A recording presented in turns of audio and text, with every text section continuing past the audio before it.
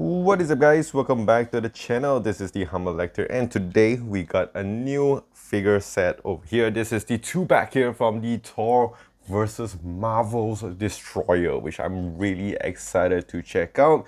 And in today's video, what we're going to do is, of course, go through the articulation, accessories, and the figure, of course, itself, and give you my thoughts and my opinions at the end of the video. So yes, without further ado, let's just get right into it. Okay, so before I'm going to start off anything, I just want to tell you guys where I got this. So I got this from Shopee. I think I got it for quite a normal deal. I think I got about 10% off. And for the price point for about 60 bucks, I think it's a really good deal. And now we're going to check out the packaging over here. So we are pretty familiar with this kind of Windows packaging. We have the product image on the front and also on the sides here as well. And if you go on to the back, we have a preview of some of the accessories, and we have some nice artwork here as well, which does look pretty cool. And we have the Avengers logo on the top. This is the 60th anniversary line. So without further talking, let us just now unbox this bad boy up. Alright, so we are back here with both of these two figures, and straight up I would say that among all the two packs, or even from this whole 60th anniversary line, I got to say that this probably is one of my favorite, maybe just behind the Black Widow figure.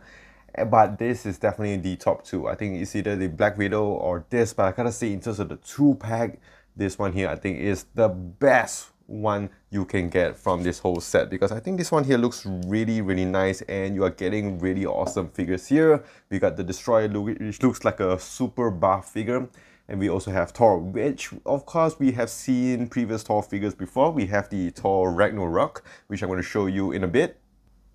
So we have the Thor Ragnarok figure over here, which also you can find the 60th anniversary, the 20 years or something like that. We have another Thor figure, but I can't find that because it's really quite hard to get one and it's quite expensive. But I'm really glad that we have this over here. So right now, what we're going to do is, of course, check out each of these individual figures. Right now, of course, I'm going to start off with the Thor figure, which does look really nice. This is, of course, the Eric Masterson Thor. This is not the normal Odinson Thor.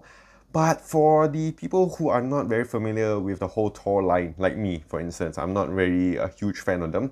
I just think it looks really cool. I got to say that this figure here does look really awesome. Of course, Eric Masterson became Thunderstrike, but before he did that, he was Thor for a moment. And I gotta say, I actually really like his bearded look to him, his wavy hair. And of course, I'm just gonna compare it next to the previous Ragnarok figure over here. The only difference was, of course, the eyes compared to the classic Thor, and you can see that the body and the boots are a little bit different in compared to this. So what I would do with this figure over here is, of course, to take out the head sculpt and put on the other head sculpt here.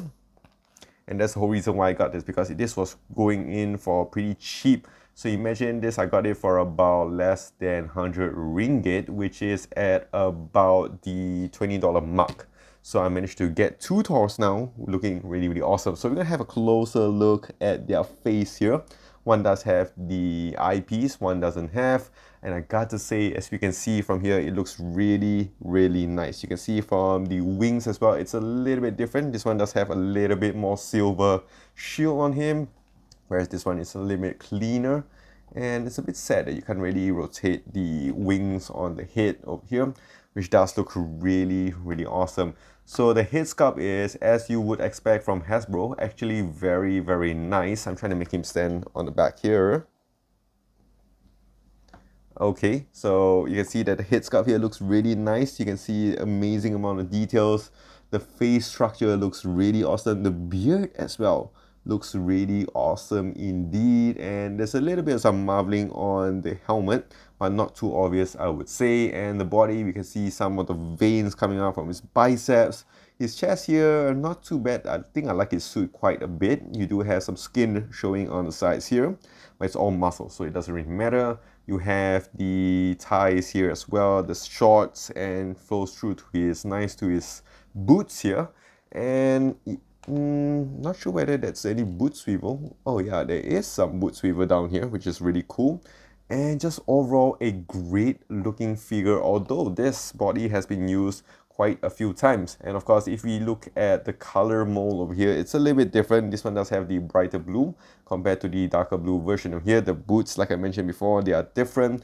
The cape is almost quite similar. I think this one feels a little bit lower, or is it just my positioning of the figures? But this one does look a bit taller, and also definitely tones are a little bit different here. So I gotta say, overall, this one here looks really nice. I did wish that they could have given us the other Mjolnir headpiece over here. And talking about that, we only have one extra hand grip over here, the fisted hands, which there's nothing else that comes with this Thor figure. And this was the piece that I was talking about. This was really an awesome piece, but of course you can just use it with this Thor figure or this one as well, whichever is true to your liking. I gotta say, he does look really cool. And one thing I noticed as well, the bands on each of these two Thors are different. This one is red, black, red. This is black, red, black. So it's a little bit different. There's some of the differences you can find on both of these two figures. Okay, so we're going to go on to articulation. So as you would expect, the head movement sadly can't tilt up a lot because of the hair, but you can tilt a little bit downwards over here. Of course, you get some nice, good, decent rotation. Actually, not a lot. It's quite poor, and you get some swivel here. Again, not a lot when it comes to this figure. Going on to the arms here, you can get a very nice T-pose. You get some bicep swivel. Of course, you can rotate it much as you want, but it's of course hindered by the cape. And going on to the arms, sadly we don't have any pinless joints over here, but he still looks pretty cool, and you can bend backwards this much. And for the hinge, you can get some nice rotation and an up and down hinge over here. For this hand, you can have a vertical hinge, which of course is a little bit different because it's holding Mjolnir here. And other than that, let's go on to the torso here. The torso does give you some nice swivel, sideways swivel over here. Mine's a little bit tight. You can crunch forward a little bit here and backwards quite a fair bit, but again, it's hindered by the cape, sadly. You don't get, oh, actually you do get nice waist rotation here, which is really awesome. Legs can move out quite a fair bit, as we can see here. You do have your upper thigh swivel, and of course you can kick forward up this much. And you do have the pin jointed knees, which does go back quite a fair bit at about above the 90 degrees mark. And my joints here are a little bit tight, but you do get good ankle pivots here as well. So next up, we have the Destroyer figure, finally in the Marvel Legends form. We have had one from the Toy Biz area and even Marvel Select, but finally we have one for the Marvel Legends Collector. So in terms of accessories, we only get a pair of fisted hands. I'm not complaining too much because this is an absolute beast of a figure to have. And to be honest, it's really hard to find this whole set because I know a lot of people want this Destroyer figure, which does look really awesome. You can put him into your MCU line or your comic line. It's really just so cool. So just having a closer look at him, you can see that the sculpt on him looks really, really awesome. I need to adjust my cameras over here. So I'm just gonna tilt him up a little bit because he's huge. So you can see that he has good amount of sculpting over here, some line artwork all around the body. Very, very nice. It's all just one color, but they do the silver paint on him really, really well. A little bit of some marbling if you want to nitpick, but to be honest, he just looks really awesome. As you can see, the light is bouncing off him really nice as well. You can see that the head sculpt looks really, really awesome as well. And very nice, just details. You can see the spikes on him looks really nice. It's quite sharp actually, to be honest. So if you do want to throw this on someone, you will hurt them. So I won't advise you to do that.